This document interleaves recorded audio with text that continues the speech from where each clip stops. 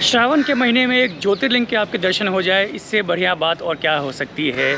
मैं हूँ इस वक्त प्रथम ज्योतिर्लिंग सोमनाथ जी के दरबार में। मेरा नाम है राकेश। आप देखना शुरू कर चुके हैं ट्रायल यात्रा। आइए देखते हैं आप सोमनाथ में भगवान श्री सोमनाथ के कैसे दर्शन कर सकते हैं और यहाँ की लोकल जो धाम है, पवित्र धाम है, उसके आप दर्शन कैसे करेंगे।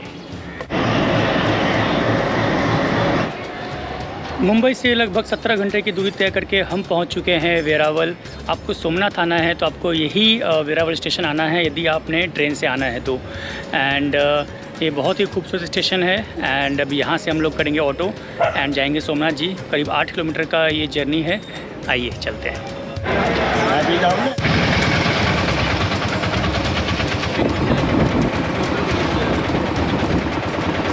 श्री सोमनाथ के होटल सागर दर्शन में आपका स्वागत है। और ये मेरे पीछे आप देख रहे हैं, यही है सागर दर्शन होटल। आपको नज़दीक से रूम भी दिखाएंगे, बट जिसके लिए इसका नाम सागर दर्शन पड़ा है, पहले आपको वो दिखा देते हैं। ये देखिए,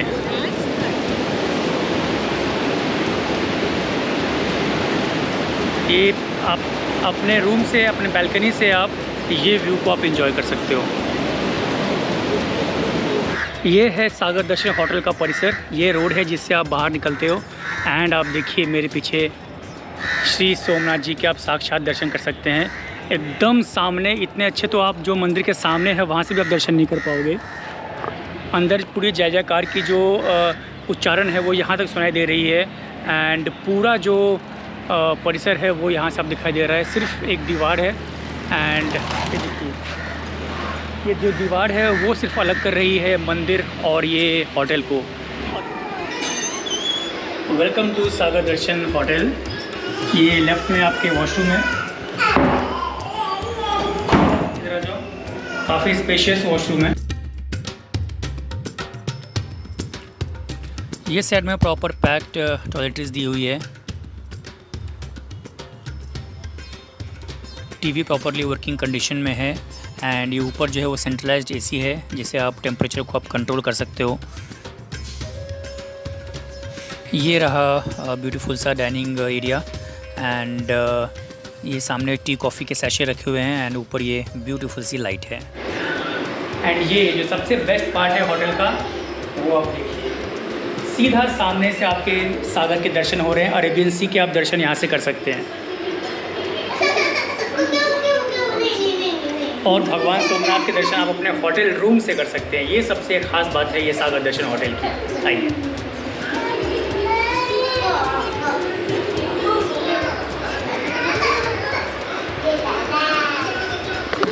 और लाइटिंग भी बहुत ही खूबसूरत है। And neat and clean, flooring भी काफ़ी बढ़िया है। एंड प्रॉपर मेंटेन्ड होटल है ये। हालांकि रेट भी जो है वो थोड़ा हायर साइड पे ही है, बट जब आप इसकी फैसिलिटीज़ देखेंगे तो आपको एक एक पेनी आपकी जो है उसकी वर्थ मिलेगी आपको इस होटल में। होटल सागर दर्शन से मंदिर तक आपको पिक एंड ड्रॉप की फैसिलिटी दी हुई है।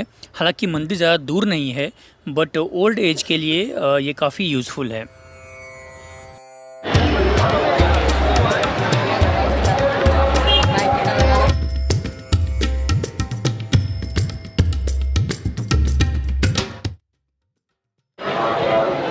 सोमनाथ मंदिर के परिसर में हम लोग आ चुके हैं। अभी यहाँ पे भीड़ तो बहुत ज़्यादा है, श्रावण का महीना है, भीड़ काफ़ी है। देखते हैं कैसे जाएंगे अंदर। और जो महिला एंड पुरुष का दोनों का लाइन जो है वो अलग अलग है। एंड सामने क्लॉक रूम भी है। यदि आप सामान वगैरह लेके आ रहे हो, क्योंकि अंदर में जो है मोबाइल कैमरा ये सब कुछ अलाउड नहीं है, तो आपको सामान वगैरह यहाँ पर ही सबमिट करना पड़ेगा। ये सामने आप देख रहे हो, ये पूरा क्लॉक रूम है जहाँ पे आप सामान वगैरह रख सकते हो। तो अंदर सामान रखेंगे, उसका भगवान के दर्शन करेंगे और दर्शन करने का बताएंगे कि कितना टाइम लगा और किस तरह से यहाँ पर भगवान के दर्शन हुए। आइए चलते हैं, दर्शन करते हैं। लगेज के लिए भी बहुत ज़्यादा लाइन है। अब देखो लाइन से ये पूरा लगेज का काउंटर है यहाँ से लेके आगे तक। प्रसाद के लिए बहुत सारे काउंटर बनाए गए हैं, यहाँ से आप प्रसाद वगैरह ही ले सकते हो। इस तरह से निःशुल्क काउंटर बनाए गए हैं जहाँ पर आप मोबाइल रख सकते हो, इलेक्ट्रॉनिक सामान रख सकते हो, और उसके बाद आपके जो बैग्स वगैरह है वो भी यहाँ पर आप रख सकते हो।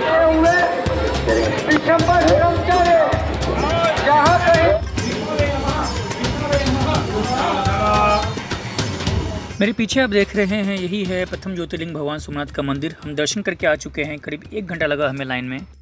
दो तीन बातें बता दूं मैं दर्शन करने के हिसाब से। यहाँ पर पुरुष और महिलाओं का जो लाइन है वो अलग अलग लगता है, जिसकी वजह से लाइन बहुत ही सिस्टमेटिकली आगे बढ़ता है और बहुत ही आराम से आप दर्शन कर पाते हैं। और भगवान सोमनाथ का यह ज्योतिर्लिंग काफ़ी बड़ा ज्योतिर्लिंग है।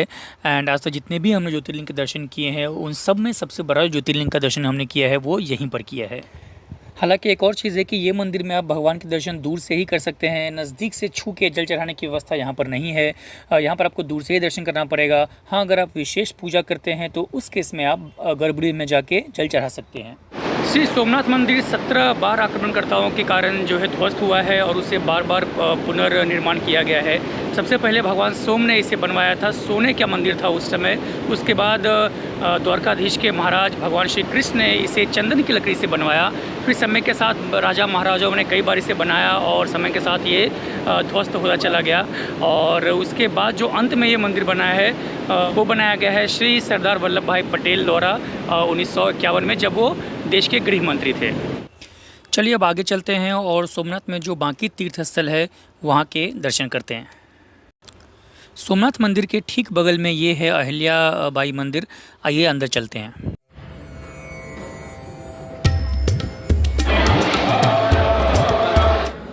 ये है पुराना सोमनाथ मंदिर, जैसे लोकल यहाँ पर कहते हैं। इसे अहिल्या बाई देवी मंदिर भी कहा जाता है, क्योंकि चूँकि जो इंदौर की महारानी थी श्री अहिल्या देवी, उन्होंने इस मंदिर की स्थापना 1783 में की थी, इसलिए इसे अहिल्या देवी मंदिर भी कहा जाता है। और यहाँ पर जो शिवलिंग है वो स्वयंभू रूप में उत्पन्न है, तो उसके दर्शन भी यहाँ पर आप कर सकते हैं। आइए अंदर चलते हैं।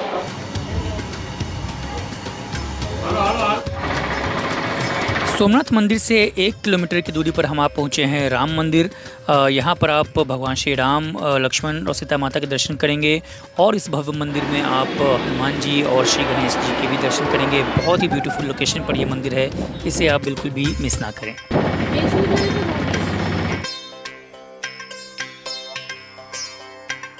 त्रिवेणी संगम से 10 मिनट की दूरी पर यह है गीता मंदिर, जिसे गोलोक धाम भी कहते हैं।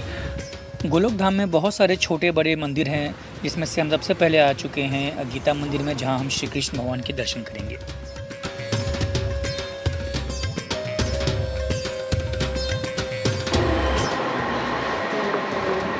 हर एक खंबे पर यहाँ पर गीता का श्लोक भी लिखा हुआ है।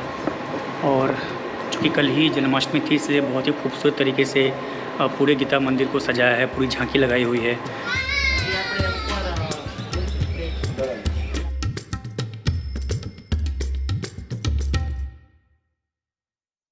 यह स्थान कितना महत्व रखता है, आइए उसे जानते हैं।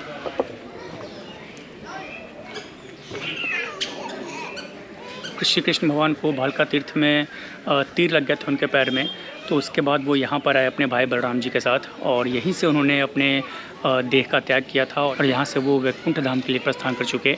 और जो भगवान श्री बलराम जी थे वो शेषनाग का रूप धारण करके उन्होंने यहाँ से पाताल रूप में प्रस्थान किया। देखिए ये साइड है लक्ष्मी नारायण मंदिर और सामने मैंने आपको गीता मंदिर दिखाया। और ये स्थान जो बीच में है वो भगवान श्री कृष्ण के चरण पादुका वहाँ पर रखे हुए हैं। एक तरह से प्रतीक है कि भगवान यहाँ से प्रस्थान हुए थे अपने निज धाम के लिए।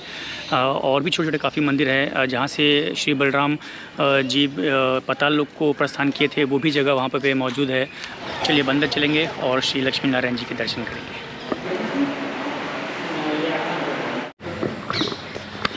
श्री लक्ष्मी नारायण मंदिर के बाद हम जा रहे हैं श्री बलदेव भगवान की गुफा की ओर, जहाँ से वो विलीन हुए थे शेषनाग रूप धारण करके। वहाँ चल के देखते हैं।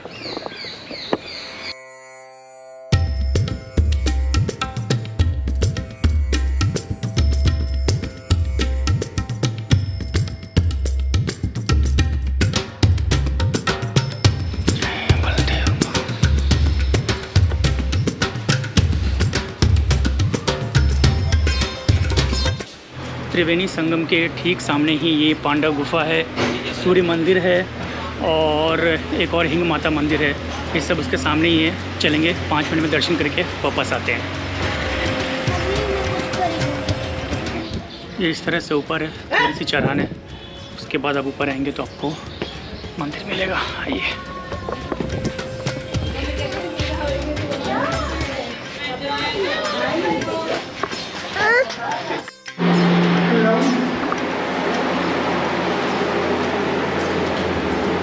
सूर्य भगवान के दर्शन हो गए अभी जाएंगे। सूर्य कुंड भी है यहाँ पर और पांडव गुफा भी है, देखते हैं आगे चल के। सूर्य मंदिर के ठीक बगल में ही ये है सूर्य कुंड। आप चाहें तो नीचे जाके देख सकते हैं, हालांकि ठीक तरीके से मेंटेन नहीं है ये जगह। चलो मेरे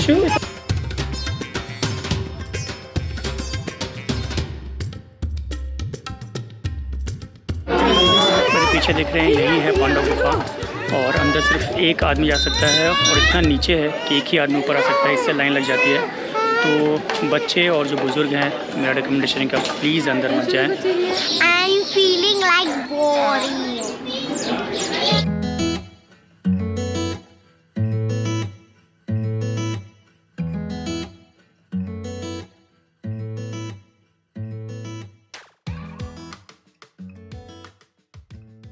त्रिवेणी संगम में हम लोग आ चुके हैं। यहाँ पर त्रिवेणी घाट है और यहाँ पर 3 नदियों का संगम है, जिसमें कि हिरन, कपिला और सरस्वती, ये तीनों नदियों का संगम मिलता है। ये दूर देख रहे हैं, यहाँ पर बीच में, ये नदी के बीच में यहाँ पर संगम है और ऐसा कहा जाता है कि सिर्फ यही एक स्थान बचा हुआ है पूरे देश में जहाँ पर सरस्वती नदी को आप साक्षात देख सकते हैं, उसे महसूस कर सकते हैं, उसे छू सकते हैं। अदरवाइज़ बाकी हर जगह जो है सरस्वती नदी जो है वो लुप्त होते जा रही है। तो यहाँ पर आप बोटिंग होती है, दिन के समय अभी शाम हो चुकी है, इससे यहाँ पर बोटिंग अभी है नहीं, पर दिन के समय बोटिंग होती है। 30 रुपीज़ पर पर्सन रहता है बोटिंग का चार्जेस, तो आप बोटिंग करवा सकते हो यहाँ पर। और जो संगम है, संगम के बीच में आप जाके वो तीनों जो नदी है उसका आनंद आप ले सकते हो। चलिए, शाम का समय हो चुका है, पीछे बैकग्राउंड में स्काई कलर देखिए क्या ब्यूटीफुल लग रहा है। एंड ये मेरे पीछे लाइट जल चुकी है मंदिर पे एंड ब्यूटीफुल सी यहाँ पे आ रही है रोशनी।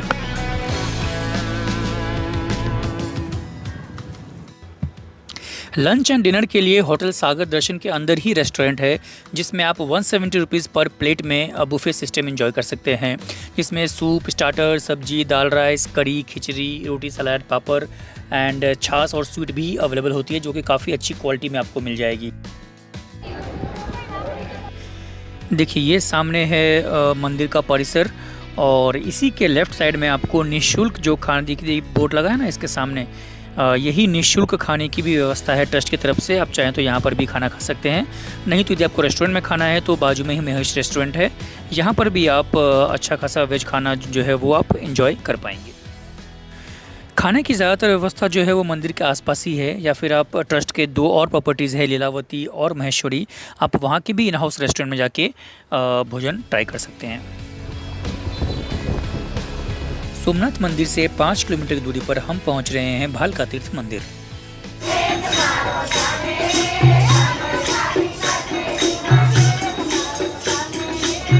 मेरे पीछे आप देख रहे हैं, यही है वो पवित्र स्थान जिसे भालका तीर्थ कहते हैं। यहीं पर भगवान श्री कृष्ण के पैर में तीर लगा था। जो जरा नाम के जो शिकारी थे वो हिरन समझ के उनके पैर में तीर चलाया था और जिसकी वजह से उनको अपना शरीर जो है वो त्याग करना पड़ा था। यहाँ से वो, मैंने आपको दिखाया था ना गोलक धाम, यहाँ से वो गोलक धाम चल के गए और वहाँ उन्होंने अपना शरीर जो है वो त्याग किया। इस सामने आप मंदिर में देखिए, भगवान श्री कृष्ण जी के सामने शिकारी जो है वो माफ़ी मांगने की मुद्रा में बैठा हुआ है। ये सामने आप पेड़ देख रहे हैं ना, यही है वो वृक्ष जो 5000 साल पुराना है। जो जरा नाम का जो शिकारी था, ये बाली का ही स्वरूप था, जो रामायण में भगवान श्री राम ने जिसे छुप कर, जैसा बताया जाता है, उनका वध किया था। और बाली को भगवान ने एक तरह से बताया कि जब नया युग आएगा तो मैं जन्म लूँगा और आपका ये ऋण जो है मैं आपको चुकाऊँगा। यहाँ पर वो वृक्ष भी है जो 5000 साल पुराना वृक्ष है, उसमें जड़ें नई नई आती जाती हैं और ये वृक्ष जो है जिसके नीचे भगवान श्री कृष्ण को तीर लगा था, वो वृक्ष के भी आप यहाँ पर दर्शन करेंगे। भगवान श्री कृष्ण के आप दर्शन करेंगे और भी मंदिर है यहाँ पर, उसके भी दर्शन करेंगे। बहुत ही पवित्र स्थल है, यहाँ पर आप ज़रूर आइए। आप सोमनाथ और द्वारकाधीश दोनों जो धाम है आप एक साथ कवर कर सकते हैं। आप पहले आप सोमनाथ आ जाइए और यदि आप ट्रेन से आ रहे हैं तो आप पहले सोमनाथ आ जाइए। सोमनाथ में आप 1 दिन का स्टे कर सकते हैं। इसके बाद अगले दिन यहाँ से आप बाई बस, बाई कैब आप जा सकते हो द्वारकाधीश। आप वहाँ पे द्वारकाधीश का दर्शन कर सकते हैं। वहाँ भी एक ज्योतिर्लिंग है, नागेश्वर ज्योतिर्लिंग, आप वहाँ पे उनके दर्शन कर सकते हैं। और उसके बाद वहीं से द्वारकाधीश से ही स्टेशन है, वहीं से आप ट्रेन लेके वापस मुंबई या जहाँ पे भी आपको जाना है वहाँ आप जा सकते हैं। देखिए, सोमनाथ घूमने के लिए कितना खर्चा आएगा उसकी बात कर रहे थे। यदि आप ट्रेन से आ रहे हैं तो आप जो भी आपकी टिकट लगेगी वेरावल स्टेशन आने के लिए, वो टिकट का प्राइस है। वहाँ से आपको 150 से 200 रुपये लगेंगे ऑटो के होटल के लिए। आप होटल कौन सा चूज़ करते हैं उस पर डिपेंड करता है। यदि आप ट्रस्ट के होटल लेते हैं लीलावती या महेश्वरी तो आपको 1000 रुपये के आसपास डबल ऑक्यूपेंसी में रूम मिल जाती है। यदि आप ये सागर दर्शन ले रहे हैं तो इसकी कॉस्ट आपको 3000 से लेकर 4500 तक की मिलेगी। एंड उसके बाद जो है लोकल घूमने के लिए आपको 600 से 700 रुपये ऑटो लगेगा, जिसमें आप पूरे प्लेसेस जो है वो कवर कर सकते हैं। जो भालका तीर्थ मंदिर है वो 5 किलोमीटर की दूरी पर है, तो उसे आपको ऑटो से ही जाना पड़ेगा। अदरवाइज़ यदि आप चाहें तो आप पैदल भी गोलोक धाम, पांडव मंदिर, त्रिवेणी संगम, ये सब जो एरिया है, राम मंदिर, ये सब आप पैदल भी जाके कवर कर सकते हैं। 1 से 1.5-2 घंटे में आप पैदल भी इसे कवर कर लेंगे। चलिए, इसी के साथ हम लोग आज का वीडियो यहीं पर समाप्त करते हैं। मिलते हैं एक नए वीडियो के साथ। जब तक के लिए धन्यवाद।